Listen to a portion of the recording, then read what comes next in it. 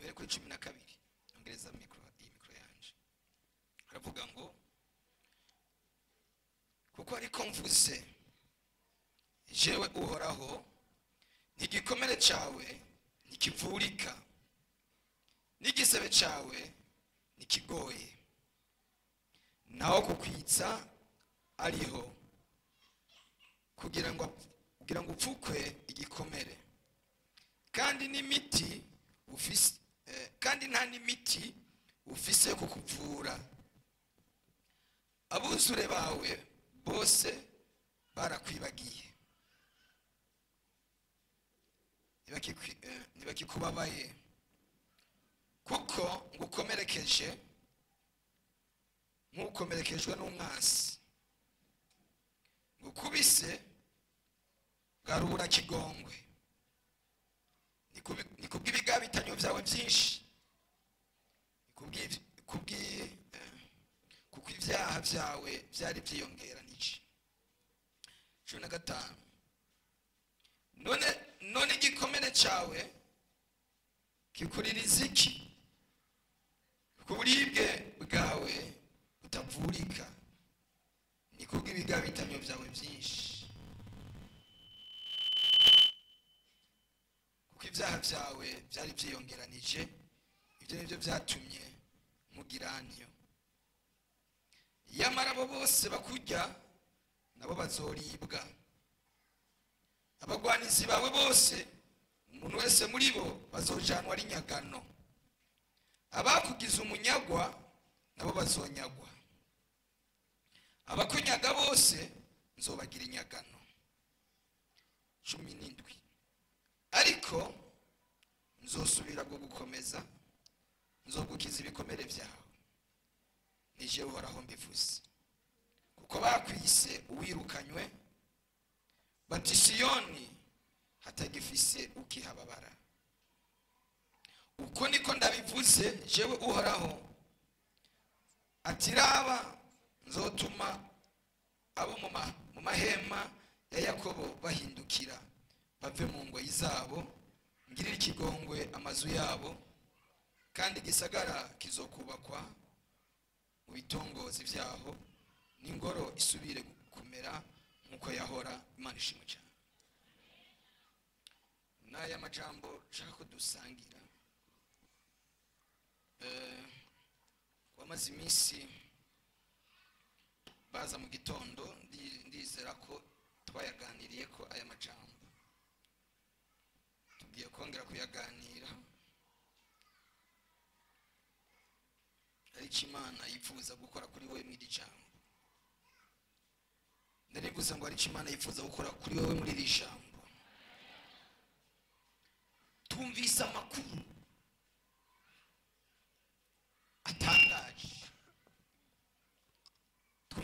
atangaje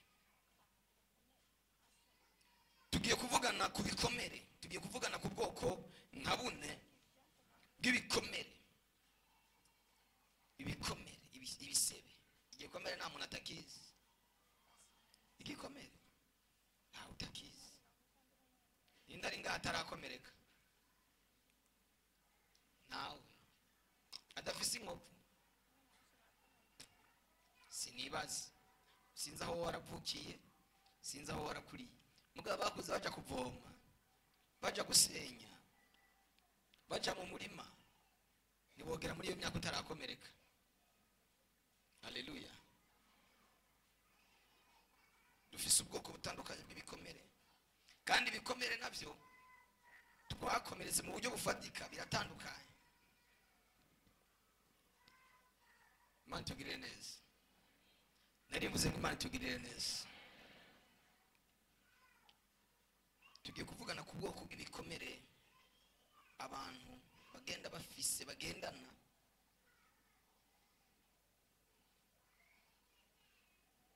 twaravuganye ibikomere bibabaje abantu biruhije abantu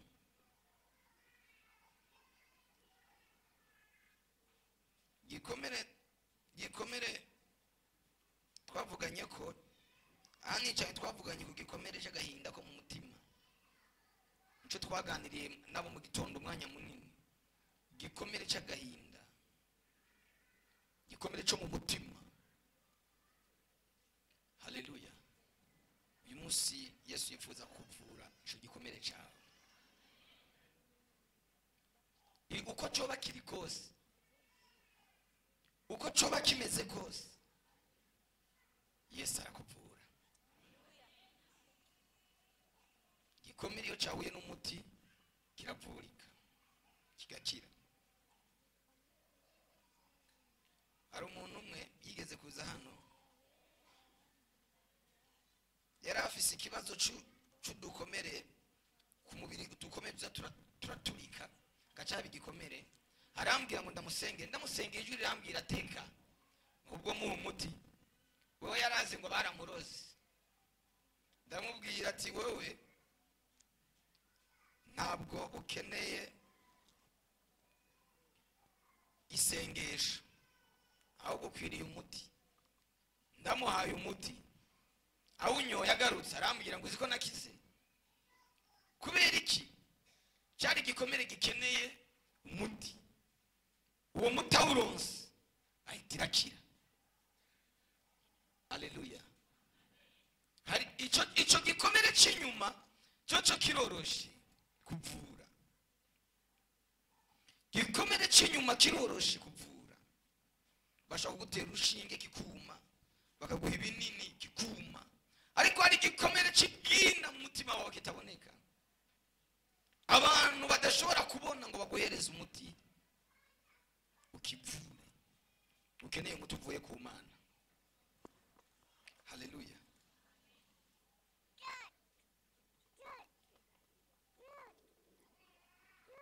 Ari ubuzima tubayemo dufise ibintu byadukomerekeje, ariko ibyo byose byadukomerekeje bifise inkomoko z'iyo byagiye bikomoka. Nta gikomere gipfa kwizana. Haleluya. Ndamaze kugwara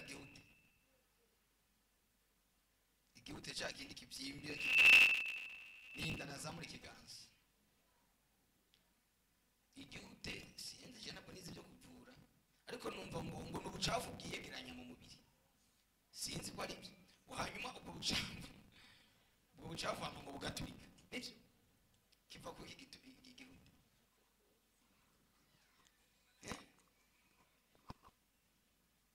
Barakekeranya kubyori.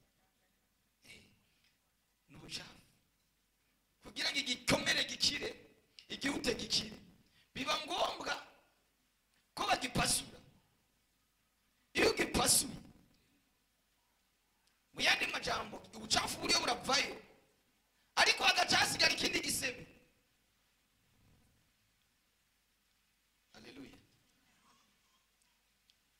Abantu bo ngaho bo mu myaka iheze bari bafise ibibazo bagwara igihute. Narivuze mukuru wanje yigeze gukora igihute. Ariyo agahute n'ibihute. Kugira ngo bakimumene bacanye uruhindu. Abo baba barabikoreye bakacotsa. Fata uruhindu bakarucanira. Hamwe rutukura ruza kwaka umuriro. Byabaye ngombwa ko bamuboha. Barakubitamo. Icyo kirapfaye. Yarababaye bariko baragucumitiye urwo ruhindu. Ububabare bwabaye bwinshi bariko baragikuramo. Ariko yaciye aki. Asigara gwaye igikomere, ariko ubucafu bwari ndani bwavuyeyo. Haleluya. Sidiko ndumva neza ingene y'amajambo kugira ngo muyumve ingene no kora introduction y'ija. Ariko Imana yo mwijuru ikumfashiriza utahure igikomere kiri muri we kironka umuti. Haleluya. Ukironka umuti.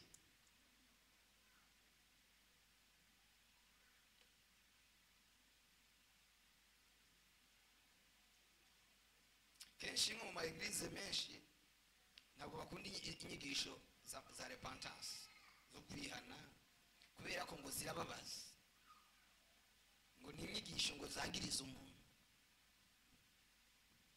ngo kandi byararangiye. Urabyumva? Izo nyigisho usanga zimeze nko byo gusonda igisebe cyangwa byo gusonda igihute, kugira ngo igikomere gikire wakigwaye ukaja kwa muganga, umuganga aracoza akagishiramwo umuti wo kucoza, kandi kenshi bakoresha imiti baba. Haleluya. Nigeze kugwara igikomere kwivi kubera ubuzima narimo ndabura umuti, usigaye nakivujije umunyu n'ipiripiri hano kwivi, afata umunyu cyarambabaje ku buryo naho nashira ku munyu nabyumva ko kirambabaza, ashira ku munyu n'ipiripiri kigaca ajya uriya bucafu burimo indani uduka kiruma, cyarakize. Hari igere biba ngombwa ko hakenerwa umuti. Mbega ibikomere tugira mu buzima bwacu bivahe? Igikomere cya mbere kiva kuri Satani. Satani niwe nkomoko y'ibikomere, niwe adukomereza. Ndavuga ku mutima, ndavuga ku gikomere cy'umutima, ndavuga ku gikomere cy'ubwina mu mutima wawe. Hariya badashobora kugeza umuti ngo bahasiga umuti wawe undi wo kwa muganga, nta wundi hageze ikiganza kiretse Yesu wenyine. Haleluya. Satani arabizi ko ikintu cya mbere gituma Imana igirira neza abana b'Imana nuko baba mu mashimwe. Iyo uri kurashima ukaba mu buzima bwo gushima, Satani arabizi ko ariyo ntango ya mbere yawe y'insinzi. Iyo guteje igikomere rero mu mutima wawe, ntabwo ushobora kuba mu bwo buzima bw'amashimwe, ahubwo ucuba mu buzima bw'amakanya, ubuzima bwo kwidodoma. Igihe ubaye mu buzima bwo kwidodomba, umenye ko niyo ntango ya mbere yawe yo kunanirwa. Satani abagushoboye. Haleluya. Ibigeragezo duhura nabyo byinshi, Satani abizana kugira ngo amashimwe yacu agabanuke, kugira ngo kuvuga ubukuru bw'Imana bigabanuke. Iyo tutari ko turavuga ubukuru bw'Imana, muri twebwe haza kwidoga, muri twebwe haza kwidodomba. Haleluya. Akaba dufashe, akakwereka yuko kabaye, akakwereka yuko byadabutse, akakwereka yuko Imana yaguhebye, akakwereka yuko Imana yakuvuyeko, akakuzanira amajwi abantu badashobora. Ukaba wicaranye n'umuntu muri bafise nk'amajwi 1000, Satani ariko aramubwira. Haleluya. Utazi ko ayo majwi yafise, bibaza yuko abantu baje kwiyahura baba babitewe nande na majwi yo mu mutima. Umuntu akagera ku rwego rwo kwimanika akikiziriko kubera majwi yagize umubabaro. Uwo mubabaro umunanira gusporta, umunanira kwakira, umunanira kugera, kavuga ngo ntabwo nta kindi. Satani akaza kubwira ngo urabona ko atabandi bantu n'abakeye usigaranye, genda wimanike ku giti, genda wihesumu, nibwo buzima uzoburonse bwo kuruhuka. Ariko iyo umuntu yiyahuye nta kuruhuka kuba guhari, ahubwo aba yinjiye mu wundi mubabaro. Haleluya. Akaguteza igikomere, Satani aguteza igikomere cy'agahinda k'indani mu mutima kataboneka. Ukaba wambaye neza, mugabe indani aguma kubwira ati naho wambaye neza abantu bose barakwanga, naho wariye nta nshuti usigaranye, usigaye wenyine, ntacyo ukimaze. Haleluya. Nari muzi yuko ibihugu bya mbere byiyahura birimo abantu biyahura ari ibihugu biteye imbere. Ibihugu biteye imbere nibyo birimo abantu biyahura cyane. Guta umuntu yiyahura afise miliyoni 100 kuri konti z'amadolari, guta umuntu yiyahura afise $1 million kuri konti. sinzi igihugu kimwe mengani muri Norvege ngo hari ahantu leta yateguye uvuze ati aha hantu umuntu wese yumva ubuzima bwa murambi biremewe kwaza kwiyica. Mengani no muri Norvege nyene aho bakoze imashini ukeneye umva ubuzima bwakurambiye uragenda mu iduka ukayigura cyangwa ukagenda ugatanga amafaranga ku bantu bafite izo mashini ukagenda ukicaramo bakakwereka ati uze gufyonda igahita iri kuniga. Imashini zica abantu siniga abantu. Ni mu bihugu biteye imbere umuntu akazana V8 tuvuge V8 niyo tuzi ariko hari n'izindi zirusha agaciro nakaza n'imodoka nziza akayiparika bakamubaza ushaka iki mumbwira igiciro cyo kwiyica bakamubwira igiciro cyo kwiyaho akariha hanyuma imashini ikamuniga. Haleluya.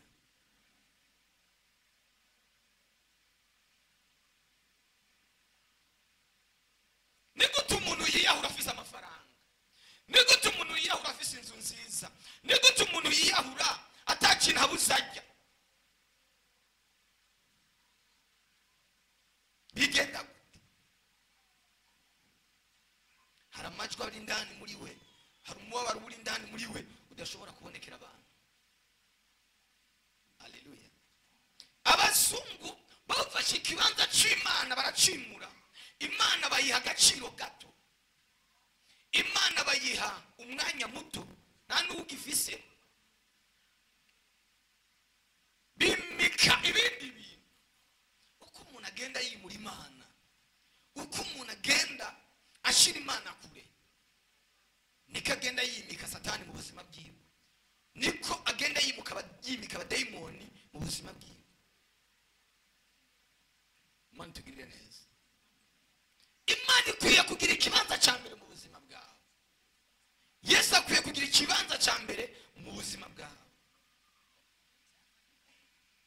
Haleluya. Umuntu akagenda akava kuri etaje hejuru akiyaho, kibaza ikintu yabuze, kibaza ikintu yakenye ukakibura. Uwo ni Satani.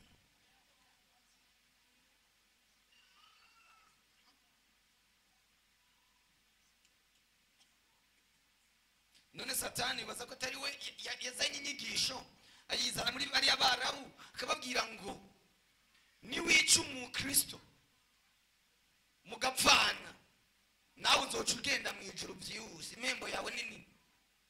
Umuntu agakura baramwigishije yuko igihe kimaze ibombe zoturika.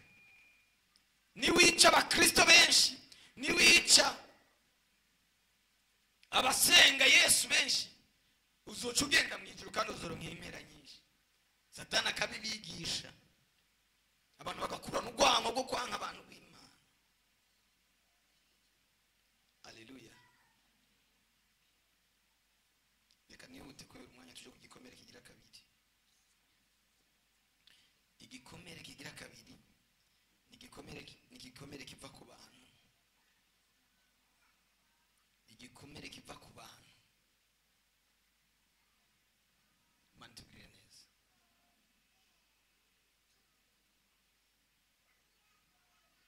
Imana yifuza kukugirira neza ikoresha abantu, sibyo?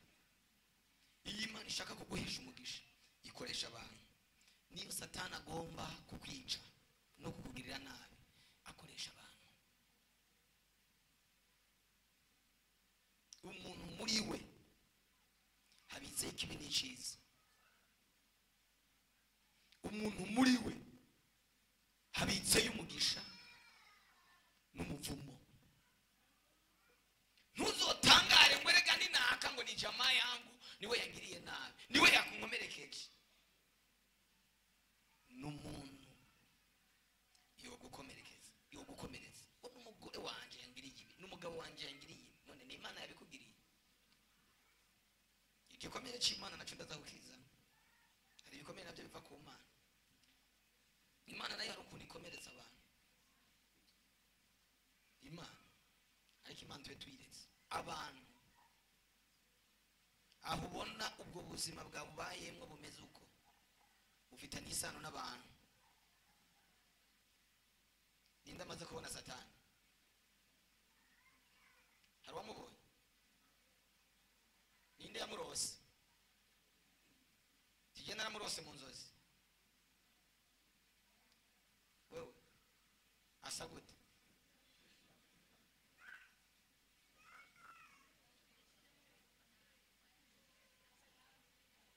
Ameze gute? Uwo mutubwira ko nameze.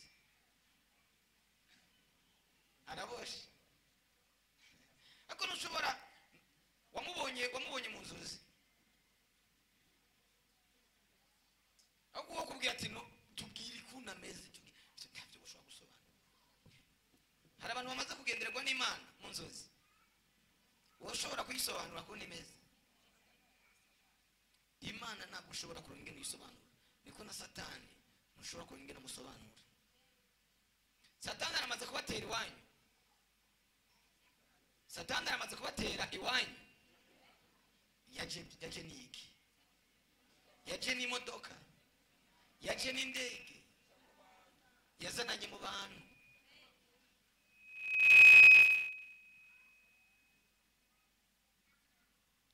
Abantu nibo bakugiriye nabi ariko nabo sibo. Najya nababwire kwiyisi nta muntu mubi n'umwe ahari. Haleluya. Ati nivyo yankore na tijenda muzi yangiriye nabi mubi cyane. Wapi? Si mubi, ni mwiza. Haleluya. Kwiyisi nta muntu mubi ahari kandi kwiyisi nta muntu mwiza ahari. Nawe ubona ko ari mwiza uno munsi, ejo yo kubera ifuro ry'igiti, ejo yo guhinduka.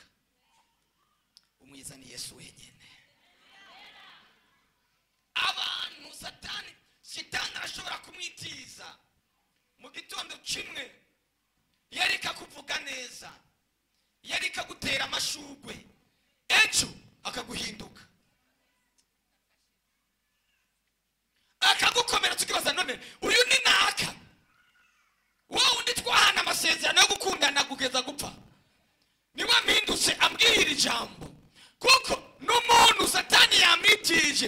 Iyo umuntu Satani yamwitije aba mubi, kandi umuntu wese Imana yamwitije akemerera Imana aba mwiza.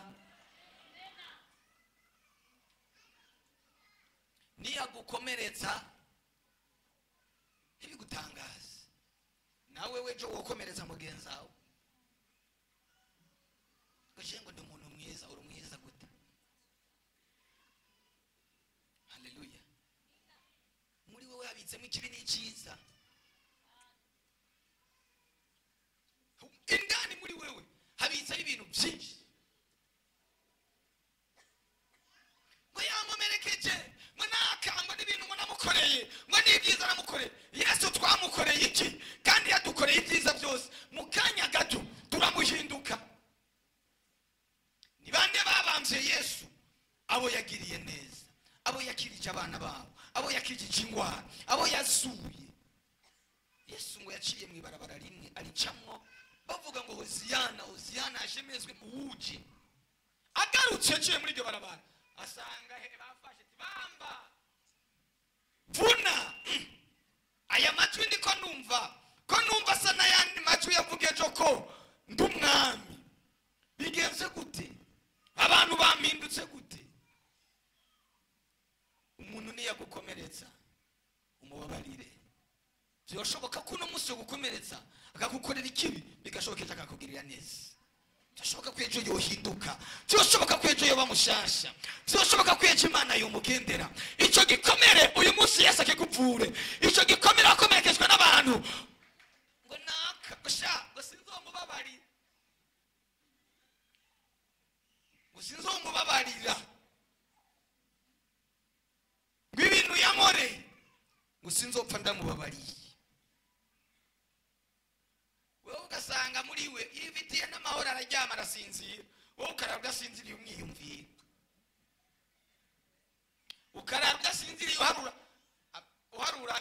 w'amabati wewe ariko arahirira ukarara amaso ngo ubitse umuntu mu mutima.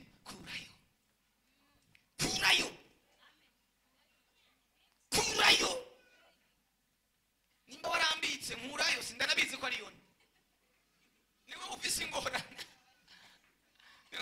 nimba none ngo ndakubitse mu mutima wewe nta n'ivyuzi ko ndari nasinzire uri kurahirira n'ukima uzi ko ari abantu bagwaye imitima bagize amavesi ngo naka ngo sinetwa ngire uwo mwanya nyene. Mwari muzi ikintu cishe Sara, icyatumye Sara apfa si ubusaza, si ukora ko yarashaje, ariko n'amakuru yakiriye ngo bavuye ku musozi Isaka na se bageze mu rugo, kubera se Abrahamu ntiyigeze abwira Sara iyo bagiye, baragiye bagarutse Isaka ngo atangura kwiganira amakuru nyina wiwe ati mama tidata n'igitangaza tibujya yarampejeje tibujya twagiye ku musozi ari cyo bagiye kwica nakijijwe n'ijwi ntazi iyo rizananye, ariko arabimubwira Sara aracanganikiwe araba Abrahamu arumigo ubagiye babona Henuka wewe tumaranye imyaka 25 aka kana twarose mu busaza warugiye kukica uri gipfu ngo yaherutse kumureba acaruma yishwe n'umugabo. Ibi bintu ni Abrahamu yari yubahutse kuja kubikora kwe ariko uyu mugabo yanyitse sheri yanyishe zuba kwezi niwangiriye ibi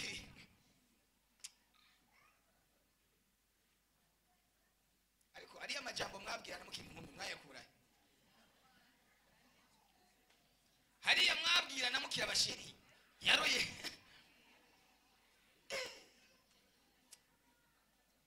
gusa nayo kwiteke amazi kwiteke murayazi n'amazi ya mbere meza y'umusarara aba usanga ku kibabi cy'iteke y'imvura ihise,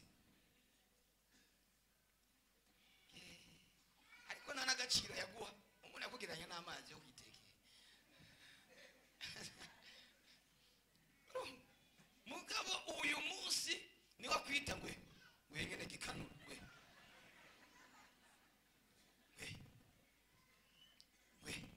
ngayo maso ubwa mbere yayita amaso y'inyana, mugabo uyu munsi akubwira ngo n'amaso y'intore zapfubye. Yesu uyu ni wa wundi yambwira uyu ni wa wundi yambwiye bya bindi birababaje.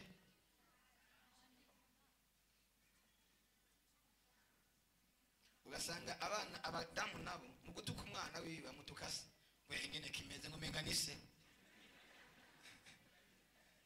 wengene kirango kiraba nkase none burya se araba nabi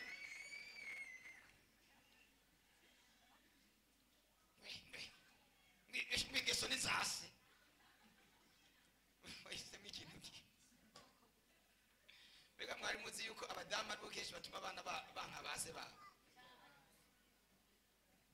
Sinigeze kubabwira hano ukuntu abadamu ari abantu bameze ukuntu abadamu mwe mureze ukuntu ndabivuge ndabisubire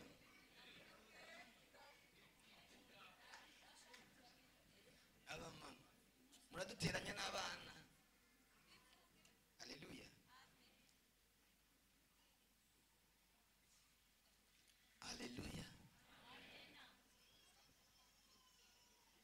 We mugafata ingingo yo kumuza guhana umwana yashika ukashobwira asa ngo bari umukubita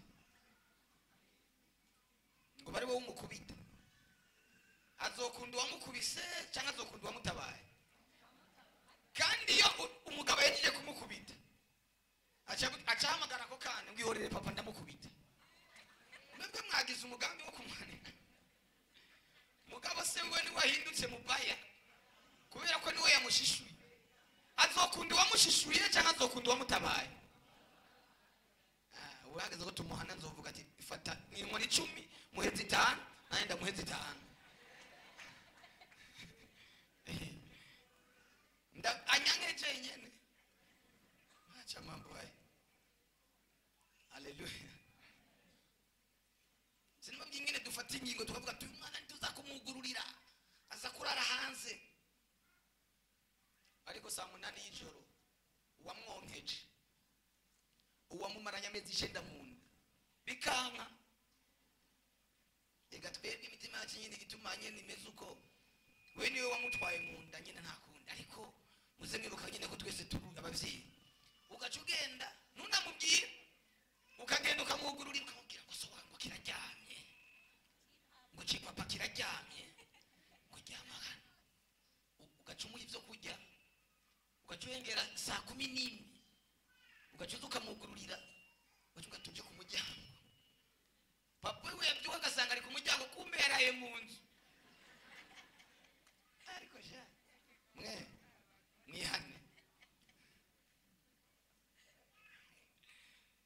azokunda uwamuragije hanze cyangwa azokunda uwamuhaye aho kuryama? Azobakunda mwese? Oya. Urukundo akunda papa wiwe rugenda rwagabanuka kubera ni wamukubita, kwa ni wamuhana, kwa ni wamufatira ingingo. Wowe none mukubise inkoni niyo ufata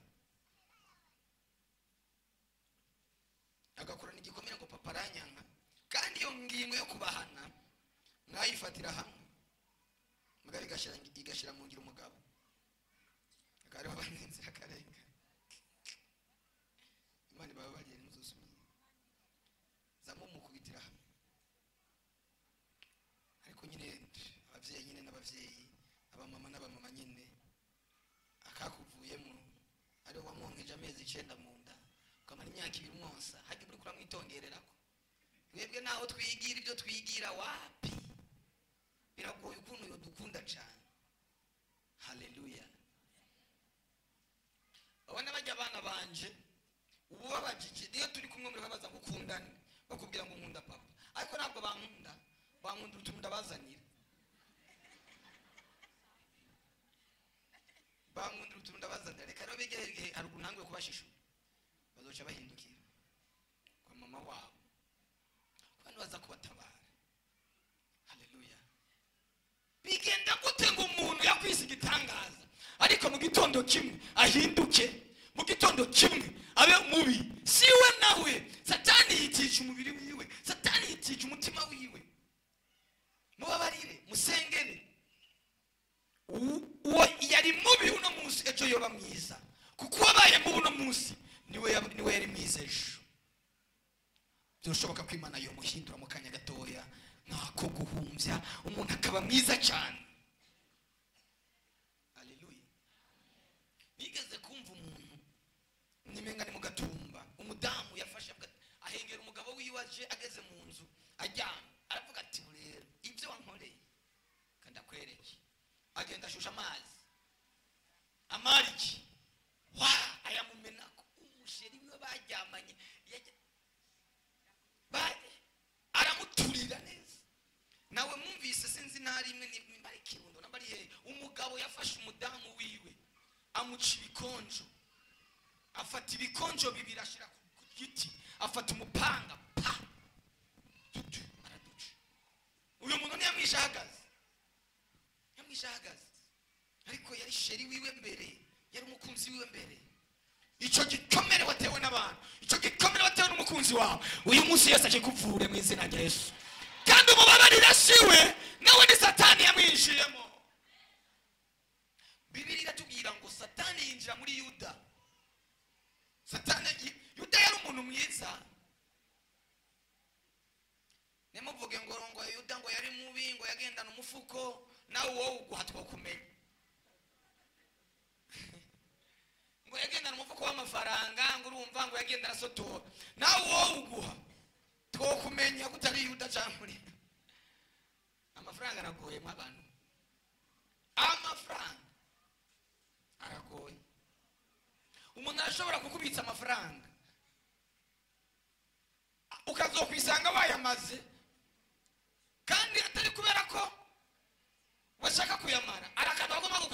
10 ngo uzoba waherose usubizeyo. Muri mwebwe n'abanyeshuri bari amafaranga y'ishuri bagwa amafaranga ujana ku ishuri uyose ukamarira muri kantine uba kandi uyariye kugira uzoronka yandisha minervale baheri guhaye ukayijya kugira uronke yindi byaba bigoye. Amafaranga aragoye cyane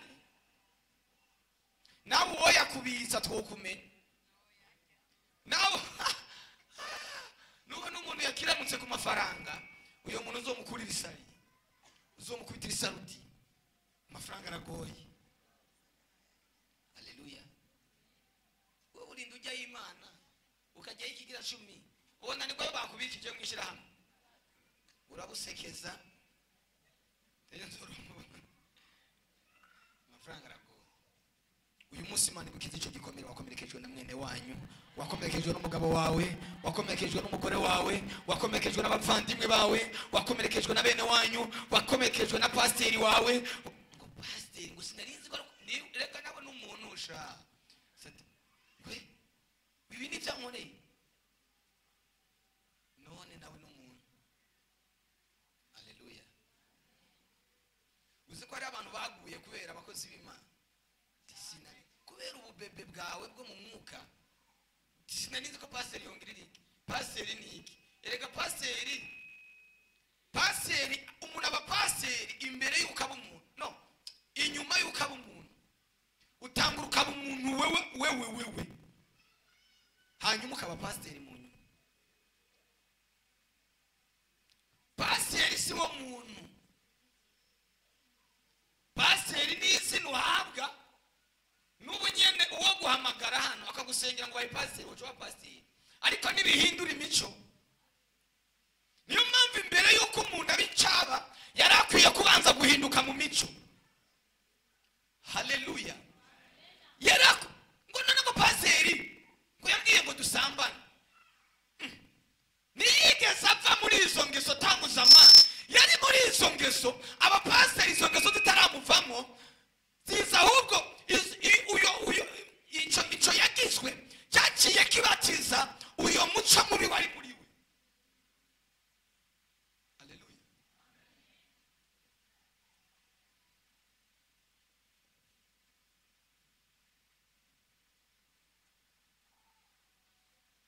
Nitwagera imbere y'Imana ntabwo Imana izohamagara pasiteri, izohamagara umukristo yakijijwe neza. Imbere y'Imana nibona pasiteri, imbere y'Imana nibona bishop, Imana ntabwo ibona apotre, Imana ntabwo ibona diacre, Imana ntabwo ibona mwarimu, ibona umukiranutsi gusa. Bindi byose nibyo duhabwa n'abantu, nibyo duhabwa n'igihe, ariko umuntu. Haleluya. Hari umuntu yambwiye ati jewe ibyo gusenga narabihebye kubera pasiteri yarankomerekeje yambwiye ngo dusambane. Ngo witwa pasiteri ahubwo nimbari Imana umuntu va mu rwo rushengero rwiwe ariko ayandi mashengero ari abapasiteri bakiri bazima. Ntucuvuga ngo ndahebye gusenga ngo ndahebye Imana ngo sinzosubira mu rushengero ngo abantu bose barabaye babi. Oya, ujya niwe yabaye mubi, abazima baracyariho. Haleluya. Ngo sinzosubira gusenga, sinzosubira muri korale barankomerekeje. None we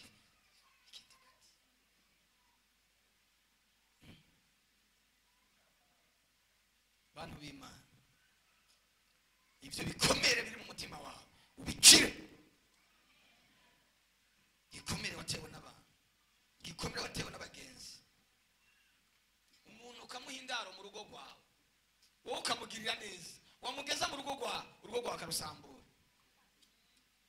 Nabo murumva abo bantu akaba ari guteranya n'umugore wawe, akaba ari guteranya n'umugabo wawe, akaba ari guteranya n'umuryango wose. Urugo rwawe akarusambura kandi wamugiriye neza, wowe wamukoreye ibyiza ariko we yagukoreye ibi.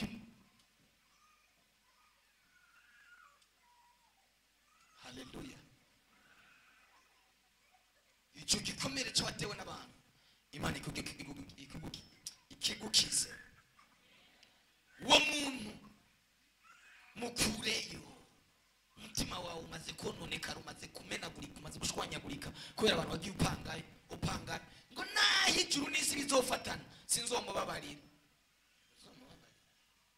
Intango ya mbere gukira igikomere ni ukubabarirwa gukomerekeje akiriho. Babarira uwagukomerekeje agihari. Nimubabarire, mubabarire. Zimuha izo mbabazi atazi gusabye. Igihe Yesu yavuga ngo ubababarire kuko batazi icyo bakora, bari bamusabye imbabazi? Oya, yabasabiye imbabazi batazisabye. Aravuga ngo data, ndabona ibyo bariko barakora ntabyo bazi, bababarire. Uyo muntu yaza kumenya icyo Imana yakubitse mu zoburejo, ntiyokugiriye nabi, ntiyogufashe nabi. Bona Yesu asifiwe. Naza bagari ufata umuntu nabi, ukamenga Imana yahereje guhereza wewe, ukamenga Imana yahereje kugira neza wewe, ni wewe yagarukiyeko. Iyo akugiriye neza nawe yomugirira neza.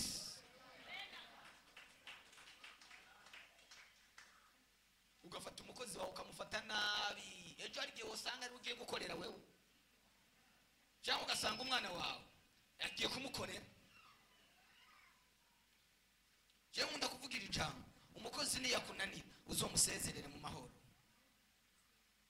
ariko ureke kumugirira nabi, kubera ko bigenda umukorera arabibika muri we. Niba mukorera ibyiza azobikwishura, niba mukorera ibibi naho nyine azobigusubiza. Haleluya. Guta abantu badufata nabi nkaho umenga nibo batanga, Imana ni itanga, Imana ni ihezagira.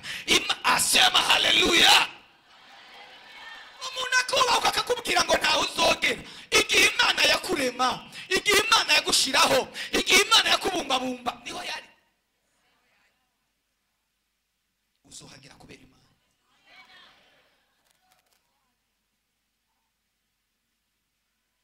Aho Imana yavuze kuzashika, aho Imana yavuze kuzagera, ndakubwira aho Imana yaguteguriye uzohagera, atari kubera abantu ariko kubera Imana. Uzohagera kubera Imana. Rinda ko gatima kawe ureke kukonona ngo wiyice, wigire nawe urinde ugwara umenagurika. Ihangane, Imana nitanga. Naho yagututse ngo urimbwa, ni waciye ubimbwa.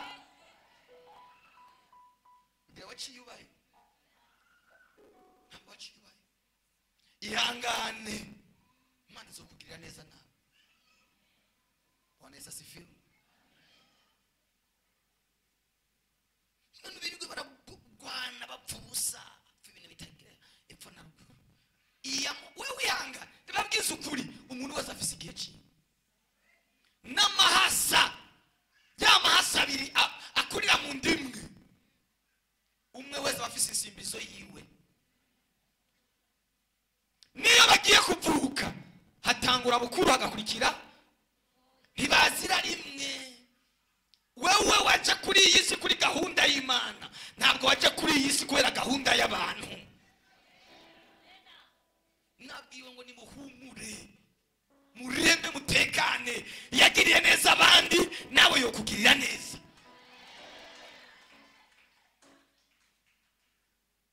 Haleluya. Umuntu arahinduka.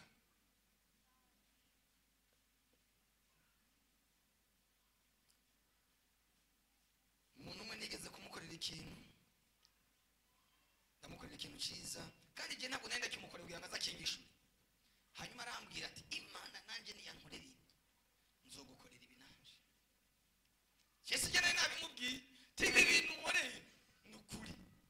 Umunsi umwe tujyamye mu gitondo mu bucagucagu, umva ara telefone arambwira ngo wi nimero yawe yukoresha kuri rimikashi. Ateye nayo mubakije na ateye cyari cyongenda kurungikira kuva yimbakije naciye mbumwasi sitwapfana manye ndarindira ko yarungika ndabura bonjour irabura, kandi sinari nayamusabye.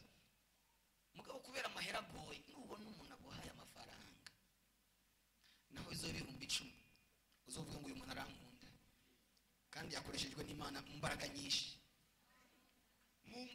nyinshi, nta muntu yo gurufaranga gwiwe yabiriyasha. Na cyane cyane nk'abantu bari hanze, bo bari hanze urinze ubona guhaye mahera uzomenye ati umuntu arankunda, baruronka bageze uko ngo naca ako mwese yo barungike.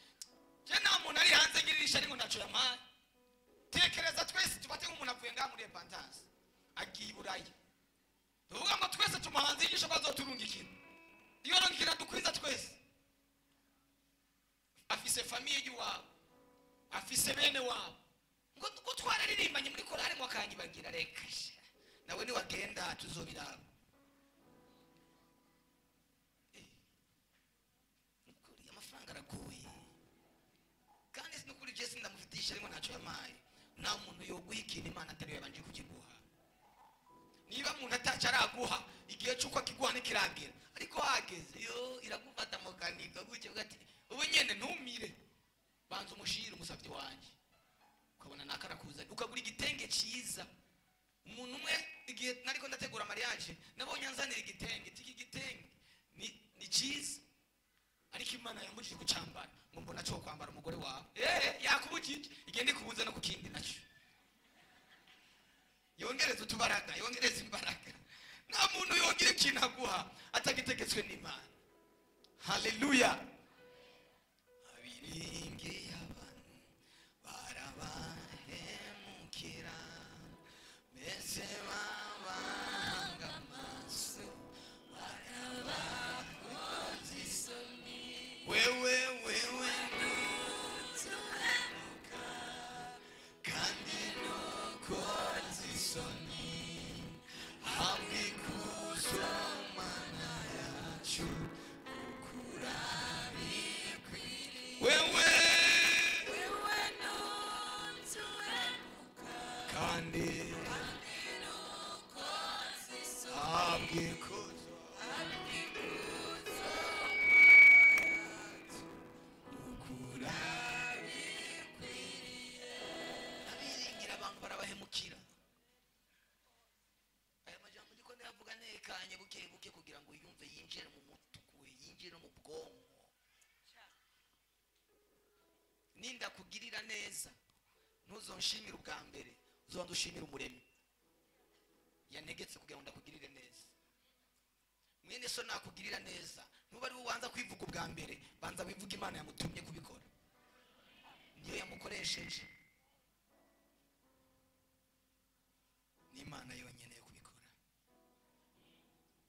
Naho noba nikunda, Imana yashize kitegeko no gwikintu ku ngufu, ariko Imana ishireho itegeko kwabo bantu babiduhe. Uziko tubikeneye kandi bibiryamye ahantu bisinziriye, ishireho itegeko babiduhe ku ngufu. Ntabyo mushaka. Uzi ibifaranga babitsa ahantu kandi twegenza ari kiratwije. Dufise imishinga n'imishinga yananiranye kubera amafaranga, kandi hari abantu bajyambitse amamiliyoni n'amamiliyoni ahantu. Imana nibabuza amahoro. Reka mvuga akantu, nshaka mvuga akantu kuri iki kintu. Umuntu nubona ataca afise uno munsi, ibisigwa kweja tazokigira. 2015 nigeze kugira akantu kakabutike hajya muri ville, muri galeri yitwa Blessing, hajya kuri avenue hajya hahuze Sokabo bahita gute, ijya baragita gute, Dora Victoire, Dora Mije. Nari ndafise akabutike agashop. Umuntu nakoresha yari umuntu yize ibintu bya nutrition, yari umuganga yize ibintu bya nutrition. Hanyuma je nari nshiga, Imana yari yangiriye ubuntu inkura mu butayu akanya gato, gari Imana dukora mu butayu akanya gato kugira ngo itwereke ko iriho. Haleluya. Uyo muntu yari akubititse ababaye amerewe nabi.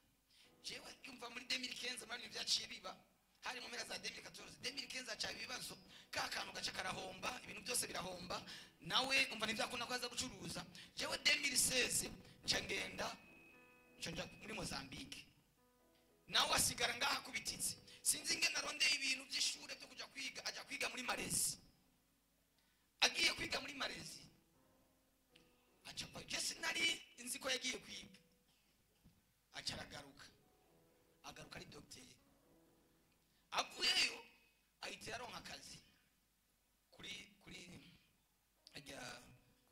hospital kuri Wakarede ubu ni docteur ajya kuri Wakarede afise kabine ubu ni chef aba waundi jewe nawe najya kubaza raporo ya buri munsi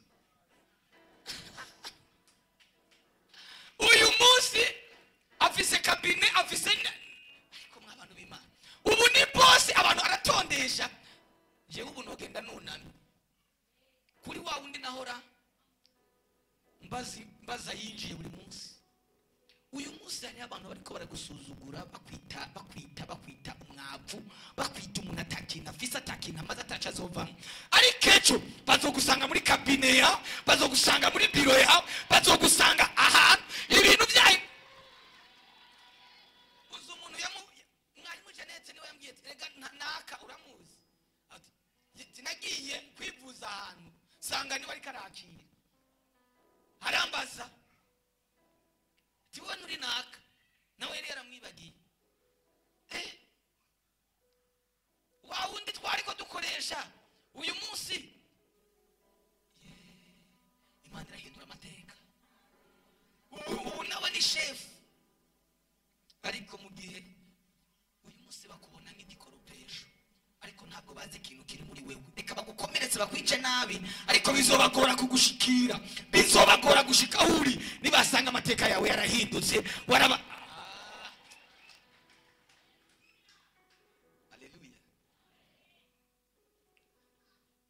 mu mwanya gihe baririmba ariko baririmba nitegereje Masa Ndaba ndatwenga ugati uriya ni Masa Ndaba kwe asigaye ameze nk'umuzungu afite udustile tw'abazungu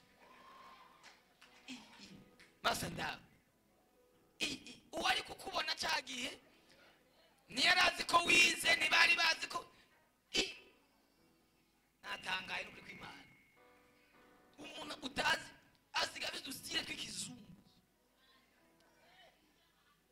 igihe kirakwigisha ingene ujya igihe kikakwigisha ingene wambara erega nta muntu n'umwe atazi kwambara n'igihe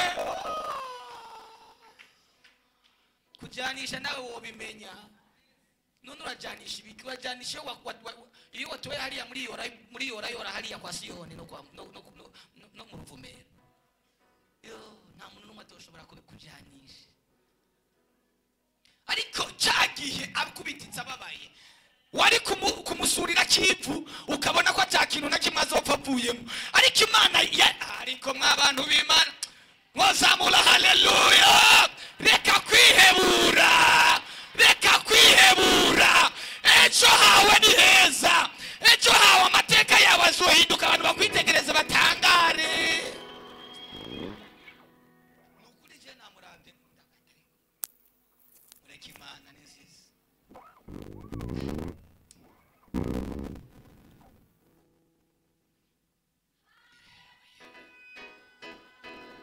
amen yemwe bakobwa b'i Yerusalemu nimutangazwe nuko nirabura hari igihe muzamenye uwo ndiwe maze kwiyambura ubushwambagara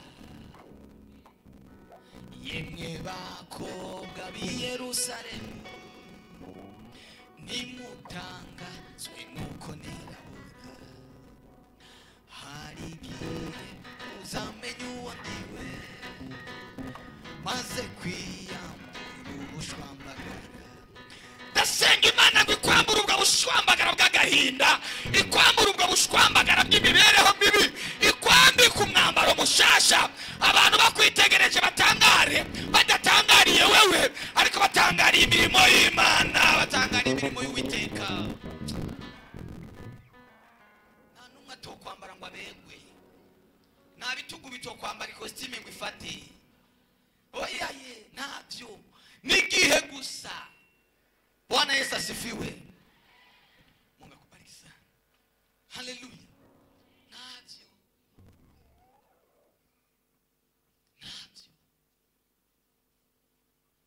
nawe bitobera, nawe byokobera, nawe bitobera, nawe byokobera, nawe bitobera, nawe bitobera, nawe byokobera. Semeni haleluya.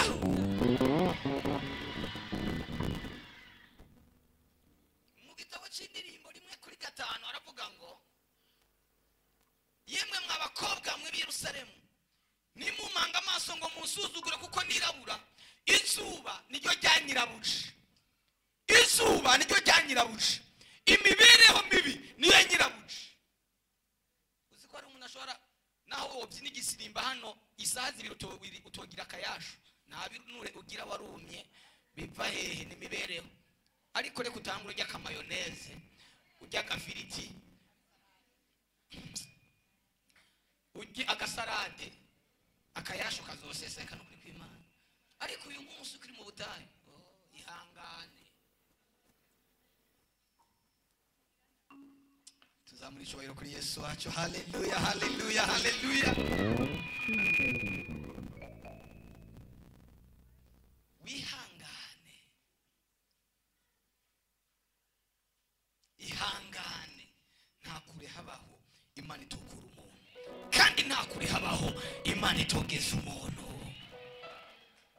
Reka gukomeretswa n'abateye imbere ngo kubabaze ngo gusuzugure ngo nukubera ko yateye imbere. Iyamuteje imbere ntaho yaroye, ntaho yo guteza imbere. Yesu ashimwe, Yesu ashimwe cyane.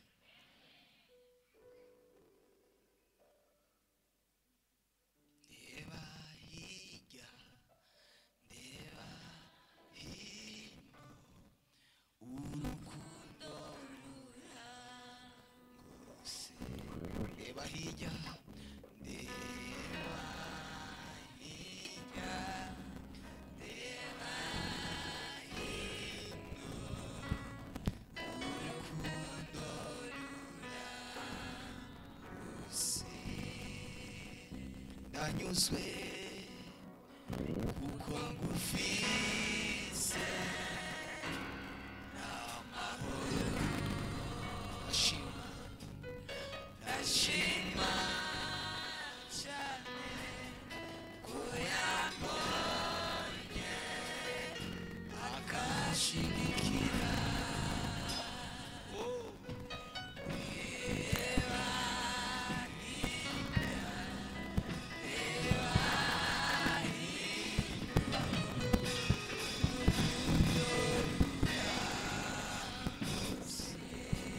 Nagenda batangarize ko mugoswe n'imbabazi z'Imana, mugoswe n'urukundo rw'Imana.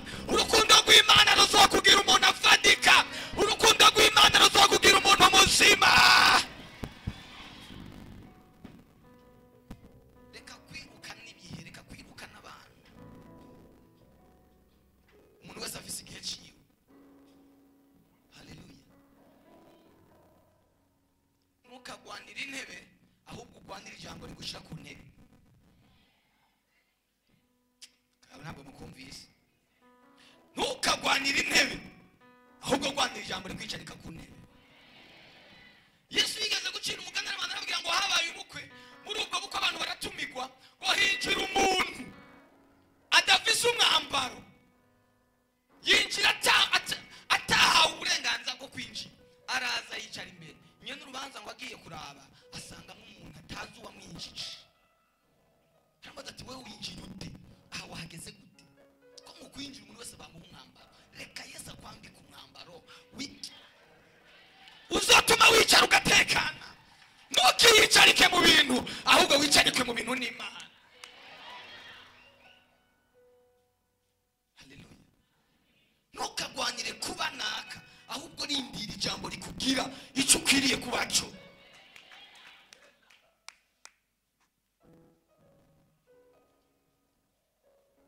Imana ishimwe cyane.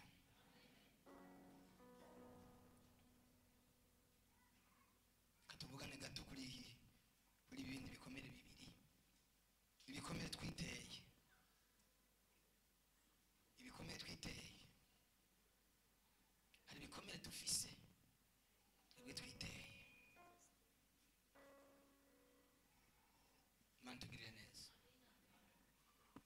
Ubundi hari ingorane nyinshi turimo zidakeneye ubundi muganga, zikeneye wowe nyine ubwawe, kuko ibyo bintu urimo ubifisemo uruhara. Izo ngorane urimo uzifisemo uruhara. Yesu ashimwe.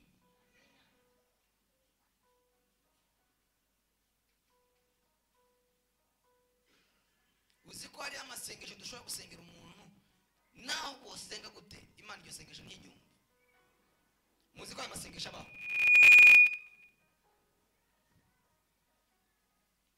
Wowe uri umukobwa wirirwa mu byaha ushaka kuri ibyaha uko wishakiye, cyangwa umusore katuvuga abakobwa nibo bakunda kuba umenga nibo, iyo tuvuze ibyaha by'ubusambanyi umenga hasambana abakobwa gusa n'abadamu gusa, ariko ntabwo bisambanye. Ariko nibo babone kuko nibo batwarinda, nibo bagira ibibazo bifatika, ariko bafise ababibateye. Tikamvuge ku bakobwa uri mu byaha by'ubusambanyi, gukora ibyaha uko wishakiye, kubinywa nk'amazi, ugasanga umuntu yama kuri pirire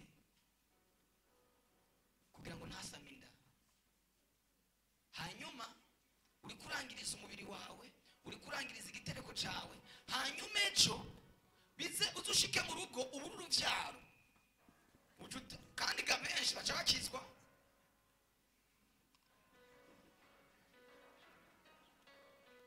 Iyo byanse yagiye ku baganga bikanka acakizwa. Wanse kuza bikimeze neza ngo tugusengere wuzure mwe muyera wuzura pirire, none ubu waje rero. Sawa,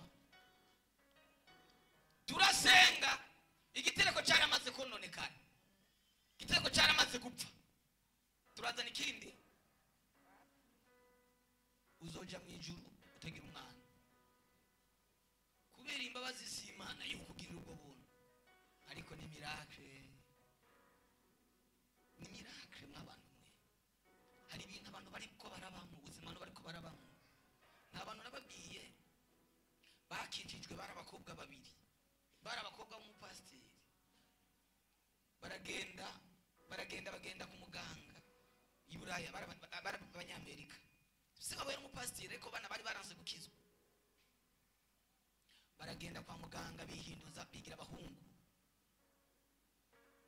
babahindura abahungu, babaha ibitsina by'abahungu. Abahungu ubu tekinoloji igezweho, abazungu barabashobora kubikora, bakamuguhindura wowe wari umukobwa ukaba umuhungu, cyangwa wari umuhungu bakakugira umukobwa. Ariko abo bazungu mwumviriza kandi Imana nayo yisigarije, bafise ubushobozi bwo kukugira icyo ushaka. Mugabo usubiyeho ni musubize kwa kundi nari imeze, ntabyo bashobora. Barashobora kubigukorera.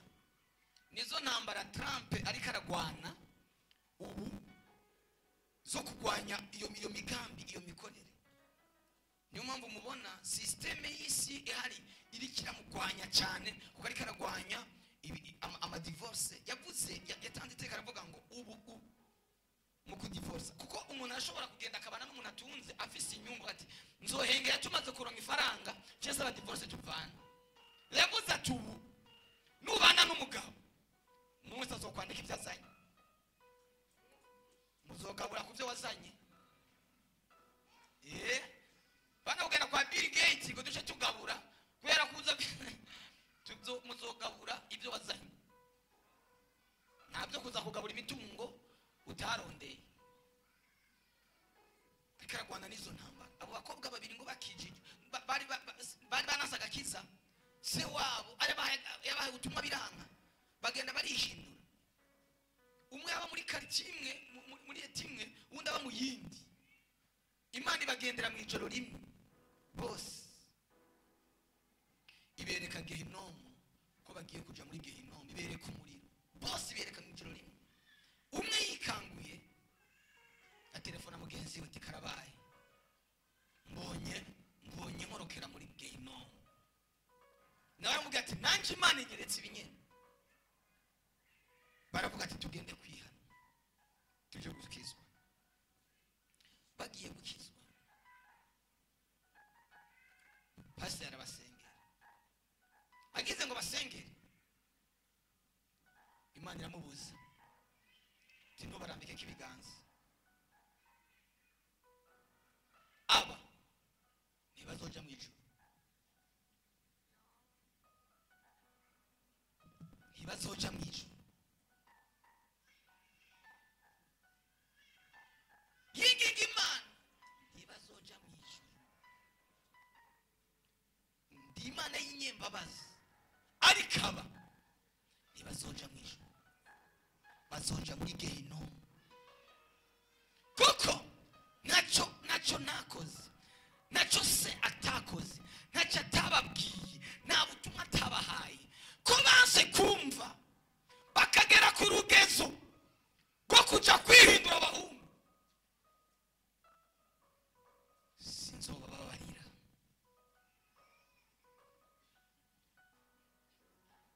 mwari muzi ko imana ari nyembabazi icyaha cyose wokora imana yo kubabarira hari icyaha wokora imana ntikubabarira mbega murazi ko hari abantu bagenda imana yarabaciye kakarobo ko batazoja mu ijuru bivanye n'ibyo bakoze uzi ko hari ibintu ushobora gukora uyu munsi byiza imana igaciyandika imbere y'izina ryawe ikavuga ngo uyu naho gehinomu haguruka azoja mu ijuru naho byogenda gutazoja mu ijuru kubera igikorwa cyiza wakoze hari n'igikorwa kibi umuntu akora uyo munsi agikoze imana igahita ibifuta ukaza mu rushengero imana yarahejeje kugufutanganya mu gitabo cy'ubugingo izo nyigisho ntizovugwa muri iki gihe izo nyigisho zovugwa muri iki gihe cy'ubuntu boca bagutera amabuye namwebwe ndazi ariko ibyo ariko aravuga nibyo gute imana si nyembabazi soma mu baheburayo haravuga ngo namba dukora ibyaha ibigirankana tumaze kumenya nta kindi kimazi cy'ibyaha kiba gisigaye kiretse kwitegana umuriro w'inkazi uzorigata abansi b'imana. Iyo jambo ryanditse mu isezerano rya kera rishaje. Niba dukora ibyaha ibigirankana angwa imana irenga imana ubundi reka ndababwiza ukuri izi nyigisho mubona ziriko ziraza kandi zifise abayoboke benshi muri iki gihe zibwira abantu ko byaheze n'umupango wa satani wo gushiraka abana akagozi kugira ngo abantu bazoje muri gehinomu bose kuko ari mu idini satani azomurekera mu idini nuko mwebwe kumbure mudakunda kumvira je numvirije umunsi umwe ubutumwa w'umukozi umutelevangeliste akomeye cyane umuprofeta akomeye bita Benihini ni mumuzi abajournaliste baramubajije ibyo reka ndabivuga ko n'ibintu biri kuri YouTube ugiye kuri YouTube ubibona Benihini umujournaliste aramubaza ati nagenda kubaza kubera iki wigisha abantu izi nyigisho ziterambere gusa zo kugira ngo abantu babeho baronka amafaranga bagira inzu bagira indege baba abantu bakomeye gusa izi nyigisho nizo aramubwira ati sizo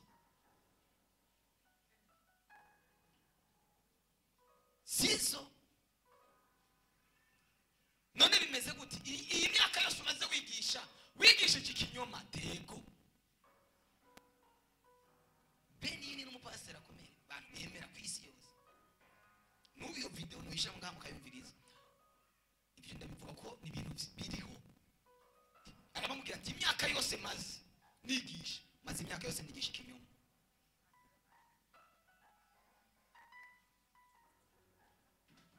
Satani abikorera iki Satani ahagurutsa abantu nk'abo kubera iki kugira ngo abantu bafatirwe mu rushengero bakorera ibyaha muri eglise kuko uri muri eglise ntanze yindi ngorane mufitaniye nawe agufatire witwa kuri kuraja mu ijuru ariko utari kurajaye tekereza nk'abana amamiliyoni n'amamiliyoni bariko barapfapfira mu eglise yigisha inyigisho z'ubuntu aramukozi Imana twa gitwaza yigeze kuvuga ngo yigeze kugenda mu gihugu kimwe abaza umupasiteri akomeye muri icyo gihugu ngo yigisha inyigisho z'ubuntu cyane aramubaza ati kwiza inyigisho wigisha ari inyigisho mbona zihubanye n'ubuntu tuzi bwanditse muri Bibiliya mubona kuri kurahubya abantu aramubwira ngo nta kundi tworonka ababaci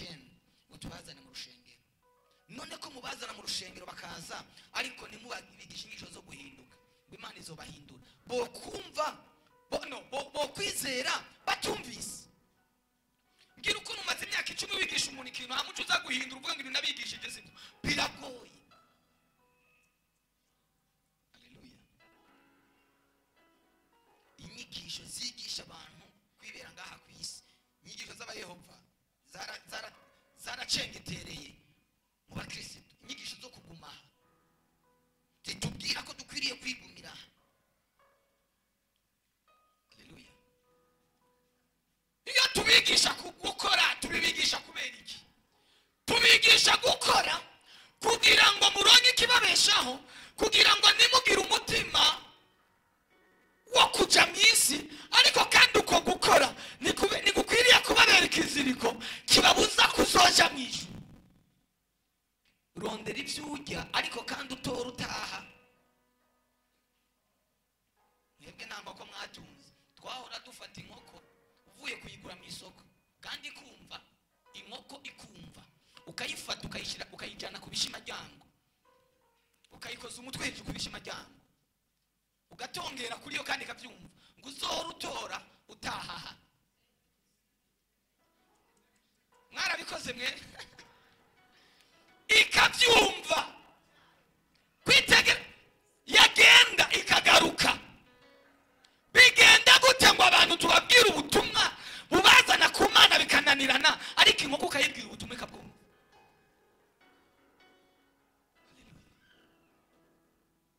Ikumva. Genda urondere ariko utaha mu nzu y'Imana. Genda uja urondere ubuzima ariko wibuka yuko tuzokwimuka. Haleluya. Ereka tuzokwimuka. Nk'abantu mwe tuzimuka, tuzogenda. Ibihe nibikatumare imbaraga z'umutima. Ibihe nibikatumare imbaraga z'umutima. Ibihe nibikatumare imbaraga. Nk'abantu b'Imana mwe, umuntu uramubona ari umukozi w'Imana mwiza, yigisha inyigisho nziza, ariko agafaranga kamara kuza agahindura imitekerereze n'ibyiyumviro. Narumvise umupasiteri yahindura urushengero, araruhindura izina, sitadire ke uhindura urushengero izina, uhinduye n'iyerekwa ry'urushengero, kubera ko yaronse abazungu bamubwiye ati hindura izina tuguhe udufaranga. Haleluya. Nta mupasiteri nababwiye yagiye i Burayi, yaronse abantu ngo bagiye kumuha imfashanyo, kumba agiye mu rushengero rw'abasataniste. Bashobora kuguha amafaranga yose ukeneye, ariko kugira ngo ntuzojane ishengero mu ijuru. Ndipfuza ko umunsi umwe tuzohurira ku bicu twese. Nagenda bamenyeshe ko inzamba niyavuga aho uzoba uri muhira ntuzoza kumbyura ngo pase ngo byuka tugende, twese tuzokanguka dusanganira umwami wacu Yesu mu kirere, abazoba biteguye. Sinzoza kuguhitana. Ariko urazi Yesu aje turi mu rushengero twogenda twese, ariko uraza amanyanga tubamo turi hariya hanze ateye ubwoba. Asanga umuntu ni pasiteri, kuwa Mungu ari mu rushengero ari pasiteri, mugabo mu ndwe hagati ni manyanga wa kwanza, mafutiste wa kwanza, ari hanze akora amadiri nk'ay'abandi bantu bose. Nagenda babwire hari igitondo kimwe uzoca nibwire, hari igitondo kimwe uzokwira nibuce, hari igitondo kimwe. Haleluya. Uwo munsi abapfiriye mu mwami, abapfuye bizeye bazosanganira umwami wacu Yesu mu kirere. Bibiliya mvuga ngo uri mu muzuko wa mbere arahiriwe. Bene data, hari ibintu twiteye, hari ibintu twagendeyemo, hari ingeso twagendeyemo. Umuntu akagenda mu isoko akigurira amavuta yo kwihindura umuzungu, hanyuma amavuta yakumyora ugacogaruka mu nsengera pasiteri ngo ngire umubiri mwiza. Wewe gihe wayagura wari wanseze,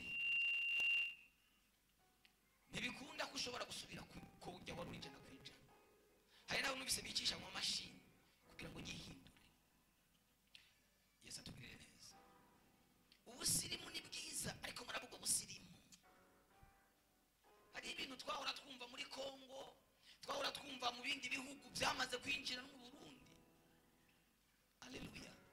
Ibi bintu byo kwihindura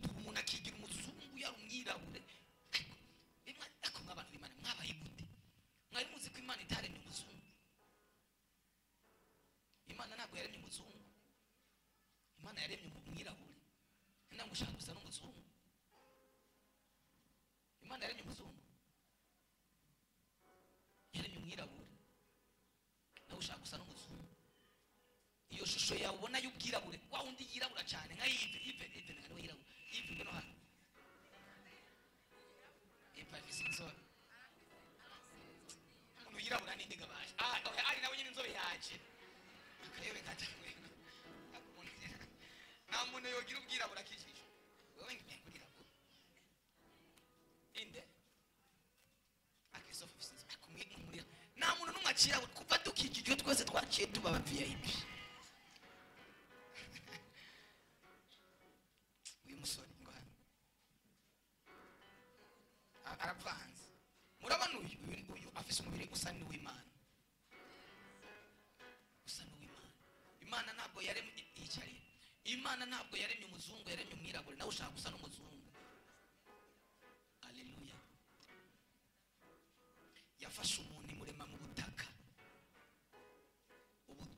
ubudongo bumera n'ubudongo bwirabura, nibwo buba burimo ivyunyunyu. Ivu rimera riba ryirabura. Ako mumeze gute? Bibiliya iravuga ngo Efurayimu yivanze n'ayandi mahanga, bamumaze inkomeza atabizi. Muje ndagusengera gute? Sazi naenda ibyo bikomere, ibyo bibazo biteye niwe wo kubyikiza. Ariko urabe neza, ntuzambe wisanga wishize mu mugozi utazovamo. Haleluya. Ntuzosanga wishize mu mugozi utazovamo. Imana iradukeneye, ariko idukeneye turi original, turi ama original, turi abantu bashasha, abantu batavangagiranije. Ariko twariyononye umubiri, isi kiragenda itwonona. Wanasifiwe. Gusa umuntu afise inzara nk'izi nkukuma, yafashe izindi aterako kiraziri kujya kintu mico gani. Yesu adufashe. Umuntu nashoboye no kumesa isuvetema yiwe, nashobora gufata impuzu amesa gutya, gasanga umuntu akara amesa gutya kubera inzara.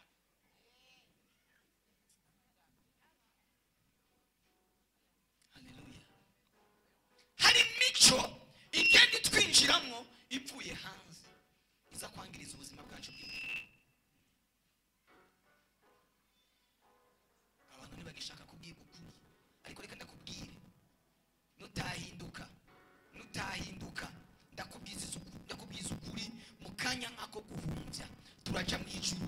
Abubasha Imana nusigara, nugira amahirwe mabi ugasigara ntuje mu ijuru ngo wumve inzamba mu ba mbere, bizogorana ko uzoja mu ijuru. Bibiliya ivuga ngo uri mu muzuko wa mbere arahiriwe. Wowe uzokwicunguza amaraso yawe. Uri mu muzuko wa mbere arahiriwe. Iminsi iragenda yirukanga, harageze aho tuja kuruhuka. Semeni haleluya. Harageze aho tuja kuruhuka. Yesu mbega niyaza azosanga ibintu bimeze gute? Azosanga ubuzima bw'abantu bumeze gute? Azosanga abantu bahagaze gute? Azosanga abantu bari mu gakiza kameze gute? Unanirwa gutanga ibihumbi 200 byo mu nzu y'Imana ngo turi ikibanza, mugabo ugatanga senkani y'ikopo y'amavuta cyangwa ibihumbi 100 yo kuguhindura umuzungu. Ufitanye urubanza n'Imana. Umuntu mugiye kwambara neza, kwifata neza, ngo ivyangane ibintu ngo bizo n'inyigisho zatayibi. Hari ubundi mukozi Imana nigeze kumvuga ngo biratangaje aho umuntu agenda mu isoko akagura impuzu z'abana. Uri umuntu akuze ukagenda ukagura impuzu z'abana mu isoko. Impuzu z'abana zarazinze kubera zisigaye zambara abantu bakuze.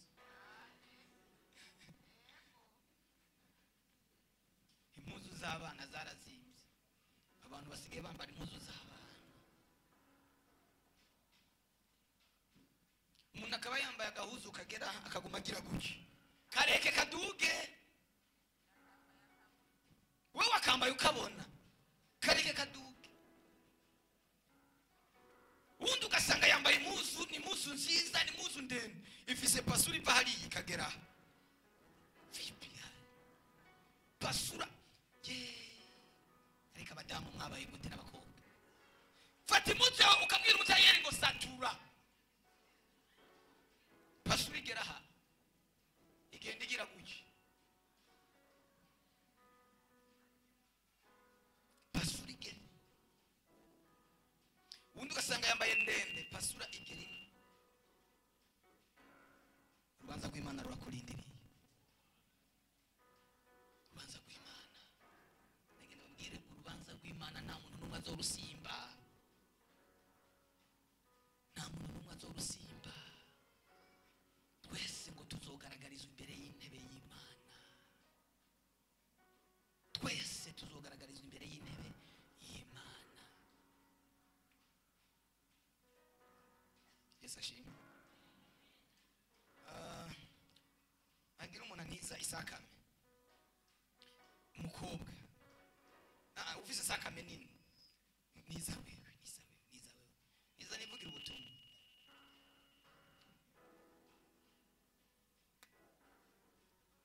Umuntu akaza mu nzu agahita yicara kubera akajipo kagufi, niwo mubwira ngo shira isakoshi hasi. None nishugwe bimeze gute? Shira hasi. Niwa za mubiri yambaye ko nzocha ugatishira sakoshi hasi.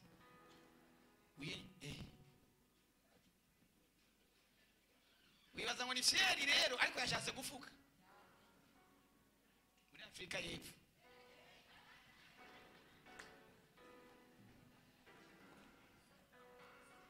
bimeze gute? Ndababihiye reke netahire nimuntera amabuye. Haleluya. Je nabonye umuntu n'umuntu nzi kandi yitwa ngo ni prophet, yafashe amenyo arayasiga, umuntu w'umugabo. Imana ya ibi bintu byinshi ni biki? Yasitiranye ngo ni zahabu, ari birangi bagenda bagasiga. Imana itayakubita kingumu ape yose. Haleluya. Ibintu biki? Abantu bagenda bakarahura ibintu hanze bakabizana mu nzu y'Imana. Pagani, ubupagani bwarinjiye mu nzu y'Imana. N'abantu b'Imana, nk'uko Imana yavuze, iri ni ishengero ryo kwihana no guhinduka. Ngo je ngusenga muri repentance, mugabo ugeze hanze uko pagani moya wa kwanza. Muri ibyo birori mwama mu muntu w'inzoga, muntu w'imivinyu, muntu w'amawiski, mugo bagera mu nzu y'Imana barutangura kwerekwa. Werekwa iki? Toka kure. Muntu w'inzoga, muntu w'amawiski, muri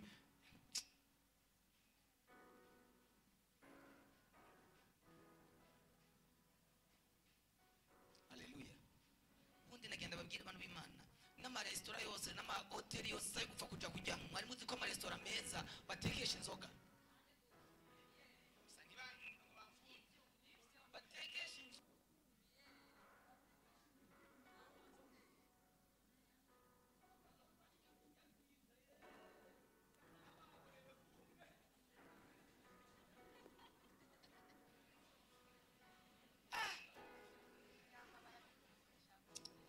Yesu atugirire neza. Imana idufashe cyane. Reka nsubire mwaka kantu narakavuze ubushize. Abantu mwirirwa mwirenza amajage benahiki ya fangasi. Nina kubona umukozi w'Imana wirenza amafangasi, zoca ndaguhagarika.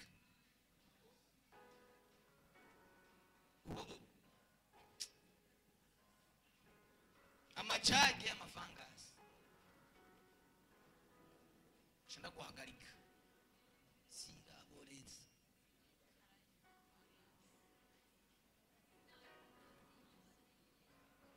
abaririmbyi bazimwe agororoke barabarinzi bazinwa ngo kugira ngo imihogo ngo igororoke uranywa n'ikiyeri uzomwe na musteri nangorane ni hazogororoka neza. Haleluya. Ibintu Satana zana mu gwenge bikanyengetera mu madini uza abantu bavuye mu myaka iheze hariya mu narazi wacu hari inzoga bayita ngo inzoga y'umutobe akamecawe shawurakazi akameca murakazi ni inzoga y'umutobe usanga yera barafata bakayitarika igashi kamara n'ibyo byose mu kuzimu mugabo yibonye menga n'umutobe. Abapasiteri baraguye abaririmbyi baraguye sinzi wanyingene namwe muyita ariko ibyo bintu byaragushije abantu b'Imana. Izo fangasi muyobozi wa fangasi aranyiruka mumenye ibyo mujya mumenye ibyo munwa mumenye. Haleluya haleluya. Mumenye ibyo mujya n'ibyo mutajya. Si byose twemerewe birirwa ngo byose turabyemererwa ariko si byose bitugirira. Tugomba gusenga Imana. Eba hirya eba hino urukundo ruragose. Ijambo nasomye ntabwo turuza akanya ko kurisobanura twagiye tujya ku gikomere cya nyuma twakomerekejwe n'Imana. Ariko turaje ku gikomere twiteye aho twasomye muri Bibiliya twasomye aho hejuru avuga icyatumye Abisirayeli Imana bateze icyo gikomere bimwe byari byavuye kuri bo kuko abantu bari barayitaye abantu bari barayipfuyeko. Haleluya. Kuko abantu bari barapfuye ku Mana nimba byarashitse ugakora ibyangwa n'Imana uyu munsi turagomba dusaba imbabazi Imana. Turagomba dusaba imbabazi Imana. Ico cyaha wakoze mu ibanga umugabo watazi ugasanga umuntu nani afise umuntu bagenda n'umuhabara bagenda na mi telefone uramuzi muraganye ariko umugabo wawe ntawazi uzi ko ari n'abantu ashobora kwereka kode uwo bubakanye ya telefone kubera ko harimo amabanga harimo abandi bantu ugasanga kuri nimero handitse ko ngo boutique makara mayinite kumba abo bose n'abahabara bawe. Bibiliya ivuga ngo ibyo urabikora nanjye ngaho rukibaza yuko mwanye nawe rwose ngo ariko nzoguhana mbishira imbere y'amaso yawe byose uko bikurikirana ibyo wakoze mu ibanga. Ari umupasiteri umwe yitwa Eliona Kimaro n'umutanzania niwe yigeze kuvuga ngo hari umuntu umwe ngo yigeze kuja muri dushe umugabo ngo yagiye muri dushe agenda aroga arisigisa bone hajya hejeje kumbe asiga telefone muri saro yibagira kwenda yijanye yumva baramuhamagara yavuye muri dushe yiruka isabune imurika atambaye yavuga ati umugore arahava yitora no kuri kw'Imana handafashwe karabaye ufise ikibazo. Nukubera ko mwese mutari kumwe nabo mubakanye ndababwiye umwe wese aga telefone mugenzi tukaraba gashobora kuyugurura tukaraba gashobora kuyugurura. None reka ndakubaza wewe uri umukobwa uri umusore iyo kode uyishirira mu ikunyegeje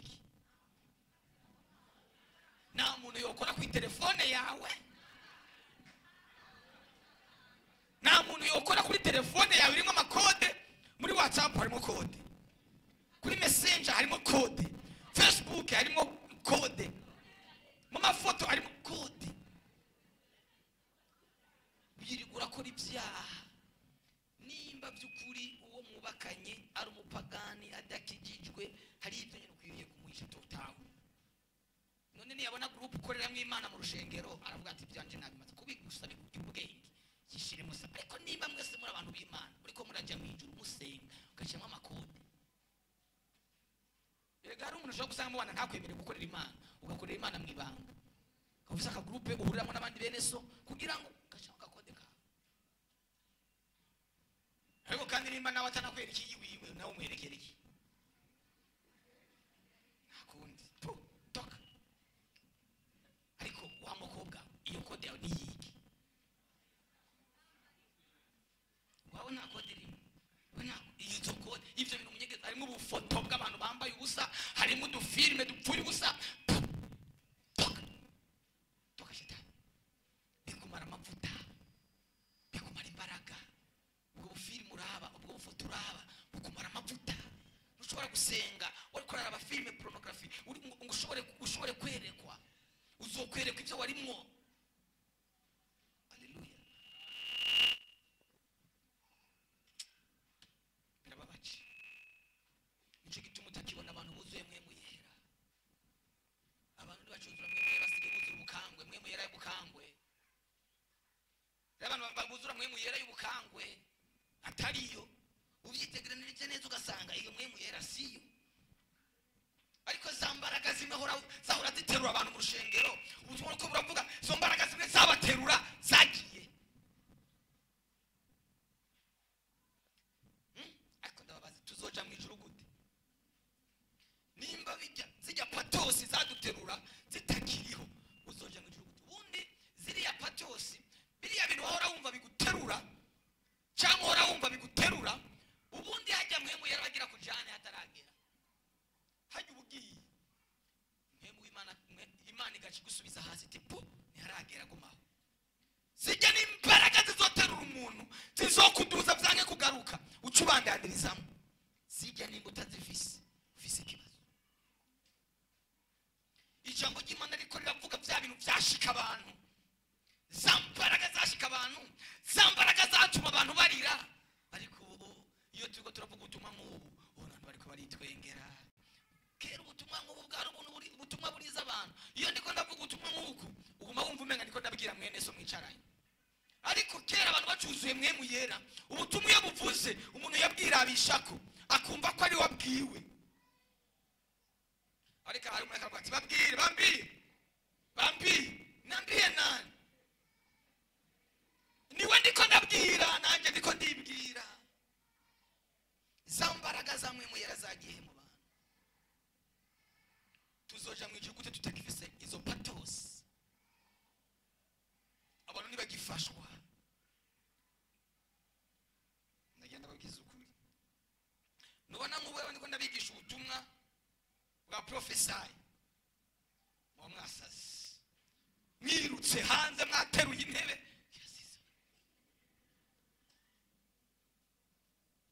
ibiseke biba byuzuye amafaranga kubera ko nakoze ku marangamutima. Haleluya. Kubera ko navuze muri ruga teratiyo n'Imana. Abantu bose bavuga mu ndimi bose sibo bavuga indimi z'Imana. Umugabo umwe wari umukongomani ariko baje mushaka ko mvuga ibintu byinshi umwanya ugeze ko mutaha abwira mugenzi we ati tugende kwesikuroka bakande avuye nk'ikongo avuga ikibembe batari bigere bacumba n'umunsi n'umwe akaje Bugande akavuga mu kibembe ngo kubaza kakavuga kuri ruga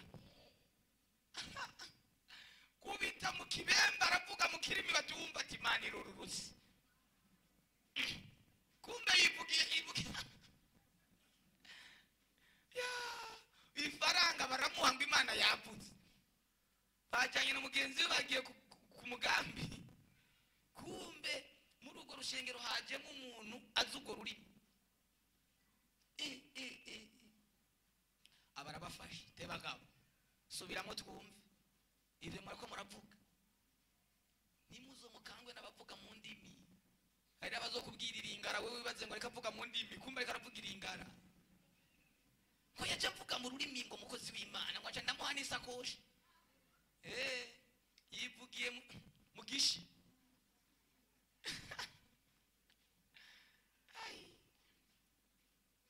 ndi muri Mozambique je ndiko ndaganira n'abantu kuri telefone haraza utwana tukanyumviriza nkabona twatangaye umva umenga ndiko ndavuga igishinwa ngo amigo utafalale shineza ndiko ndavuga igishinwa kwa ndiko ndavuga ikirundi kwa surimi yumva umenga nundi rurimi butangaje. Nimuze mukangwe n'abavuga mu ndimi, nimuze mukangwe n'aberekwa, nimuze mukangwe n'uwakubwiye ibyo waraye uriye nawe urabizi. Ubu nyene noza nkakubwira ati we Berize waraye uriye umuceri n'isosi y'umukeke nderezwa, none si byo wariye. Igitangaza kiri, igitangaza nuko nakubwira ati va mu byaha ukabivamo. Kukubwira ngo ubu ndakubwiye kanakubaza, ndakubwiye ati wambaye sengre yirabura, igitangaza kiri bigufasha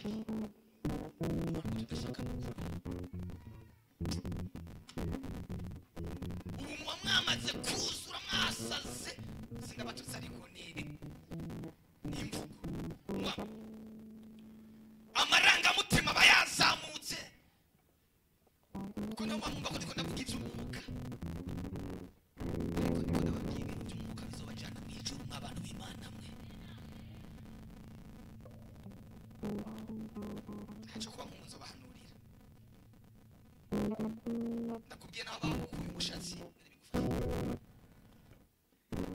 nakubwira urwara bagutwaye kubimenya nibyo urasenga ukabohoka, ariko kubohoka kwa mbere nibyo mu mutima wawe. Banza ubohoke mu mutima wawe, banza ubohoke ku cyaha. Bwana Yesu asifiwe.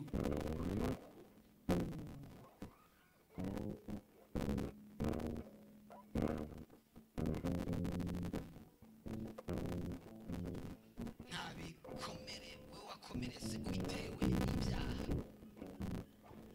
ntabikomere wakomeretse ubitewe n'ingeso mbi. Haleluya. Shaka dusenge. Ninde yumva akeneye imbabazi? Pawulo yaravuze ngo narwanye intambara nziza, ndazigama kwizera, bisigaye ndangije ubwenge unyene wopfa, unyene inzamba yoga, unyene Yesu yoza, unyene wogira isanganya ugapfa, byogenda gute? Umvihereze ryawe, umvihereze ryawe, umva woja mu ijuru, umva wohura n'Imana, uhoke uyu mugozi, uhoke kuri icyo gikomere cy'icyaha. Uyu mwanya ukeneye imbabazi zivuye mu ijuru, ndakwinginze nturabe ijuru, nturabe agahuzo wambaye, nturabe iby'agaciro wambaye, niba ushoboye kuba wumva atakagobero karimo, ukaba wumva wemeje kumwemera, upfukamye ndagusaba imbabazi.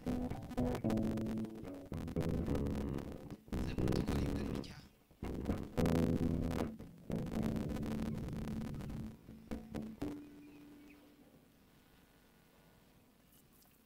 Izo ngeso zawe nizo zugaye amarembo y'umugisha, izo ngeso zawe nizo zugaye amarembo yo guhezagirwa, izo ngeso zawe. Saba imbabazi.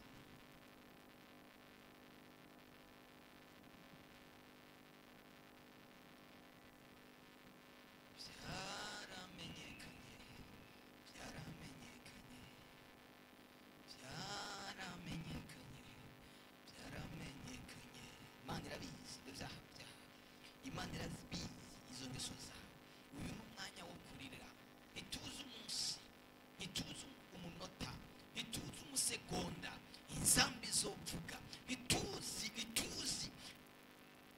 ngo uwo munsi ngo abantu bazorondera urupfu barubure, uwo munsi abantu bazokwita mu nzuzi, inzuzi zange kubatwara, uwo munsi abantu bazokwita mu biyaga, ibiyaga bibabwire ngo abo twatwaye turiko turabishuzwa.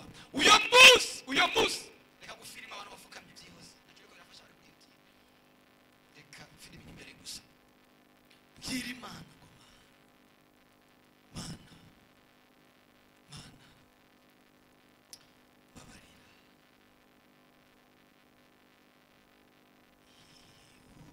ihushe,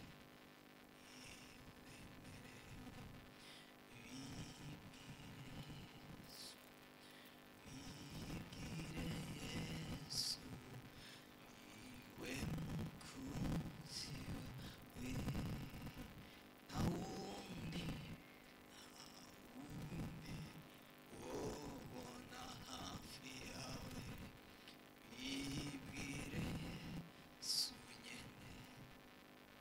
tekereza iyo upfira muri bya byaha warimo, tekereza iyo upfira muri za ngeso, wibuke ingene wakoreye Imana, ko Imana itari kwibuka ibikorwa wakoze byose byari kuba bipfuye ubusa.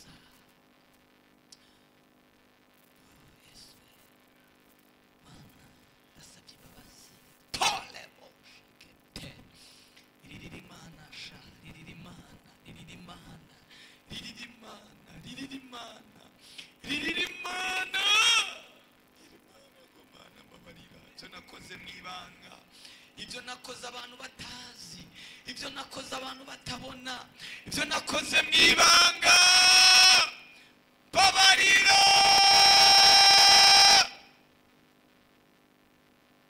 babarira Yesu, babarira, babarira, babarira. Nigeze uko nari, nifashe uko ntari, nifashe uko ntari, nifashe uko abantu bambona siko ndi. Abantu banzi nk'umukiranutsi, abantu banzi nk'igitangaza, abantu banzi nk'umuririmbyi mwiza, abantu banzi nk'umusenzi mwiza, abantu banzi nk'umuvugabutumwa mwiza, ariko hari ibintu nkora mu ibanga. Abo bakobwa ugenda ukora ku mabere, abo bakobwa ugenda ukora ibyo wishakiye, wa mukobwa we ureka abahungu bakagukora kuko wishakiye uko bagombye. Reka hinduka, hinduka, hinduka. Umunsi uraje, umunsi w'Uwiteka, umunsi w'Uwiteka uraje. Uwo munsi ngujarira uburakigongwe, uwo munsi ujarira uburakigongwe. Uyo munsi ni umunsi umwiza umuzitanya w'ubuzinzi nani. Uyo munsi nta muntu azowesha pa, nta muntu azowuhunga. Ibyo wakoze mu ibanga Imana izovyerekana ku mugaragaro. Ibyo umugabo wawe atamenye, ibyo umugore wawe atamenye, ibyo abana babo batazi, uyo munsi bazobibona. Uyo munsi Imana izobibereka. Uyo munsi saba imbabazi bikitwa uyu munsi, saba imbabazi.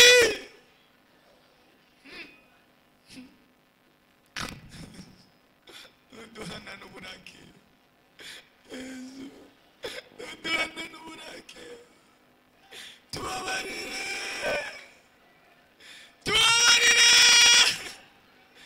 tubabarire,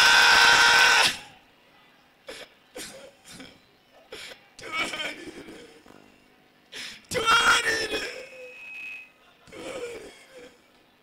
tubabarire, tubabarire. Ngaba abana babo bariko barakuririra, ngaba abamama bariko barakuririra ingeso zabo zo hanze, amatelefone, ibyo baraba mu matelefone, amamesaje bumva, barazimye, barazimye, ntacyo bacumva, ntacyo bakibona. Imbabazi,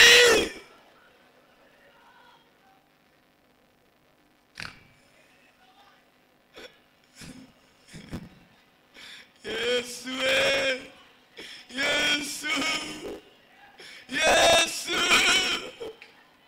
Yesu,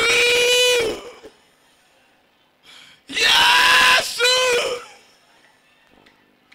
Yesu, Yesu Kristo. Tutelebo harazana n'ibicu, abibona bose n'inkozi z'ibibi bazohinduka ibishingwe. Ariko ubuzwi ijuru n'inyota y'ikiyeri, ubuzwi ijuru n'inyota y'ikiyeri na musteri, ubuzwi ijuru n'icyo, ariko ubunyene wopfa, ubunyene wopfa, ubunyene wopfa wojahe. Ubuzwi ijuru n'ubusambanyi, ubuzwi ijuru n'ikinyoma, ubuzwi ijuru n'utuntu tw'ubusabusa.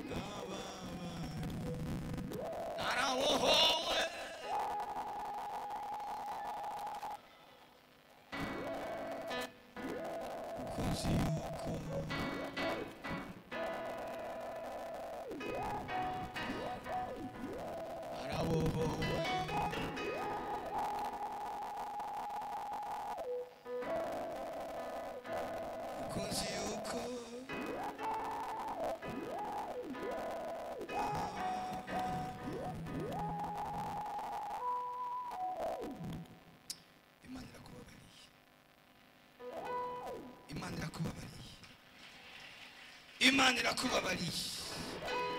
Ndavuze ngo Imana irakubabariye. Ndavuze ngo Imana irakubabariye. Twazamura haleluya. Ubuzima bwawe bubaye bushasha mu izina rya Yesu. Fatika imaze ikigicaniro niba ugifite. Tera intambuko fatika imaze ikigicaniro kubwira ijambo.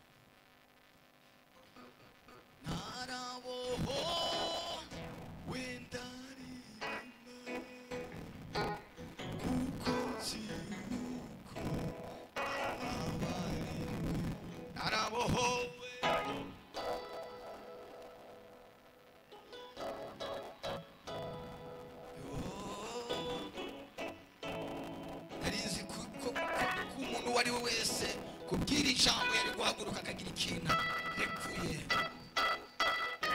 Umviriza wa musozi we wibwirire.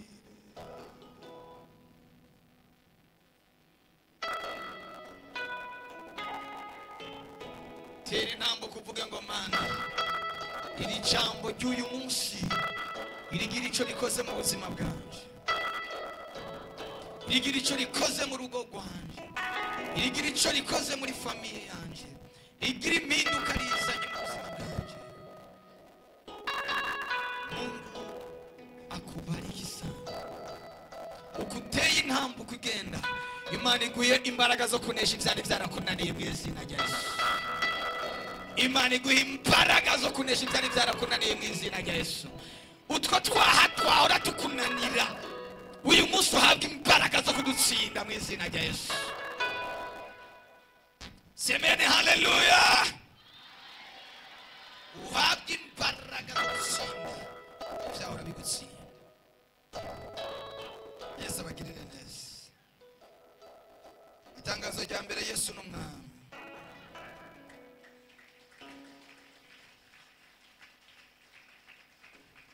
Yesu n'umwami. Haleluya.